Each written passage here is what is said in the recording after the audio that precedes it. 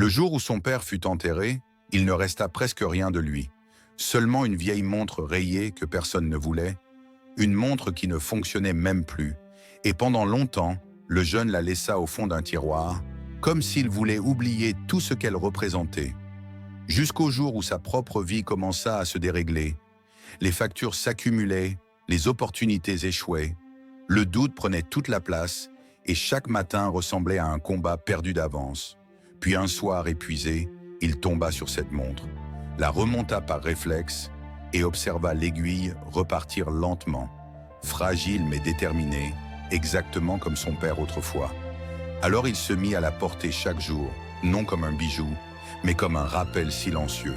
Un rappel que son père avait travaillé 40 ans sans reconnaissance, sans raccourci, sans abandonner quand le temps semblait contre lui. Et chaque fois que le jeune voulait renoncer, il regardait cette montre, se souvenait que même arrêtée, elle pouvait repartir. Alors il recommençait, un pas de plus, une tentative de plus, jusqu'au jour où sa persévérance paya, pas d'un coup, mais progressivement, comme le tic-tac régulier de cette montre.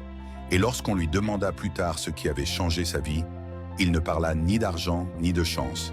Il leva simplement son poignet et comprit que ce n'était pas une montre qu'il portait, mais l'héritage d'une endurance silencieuse.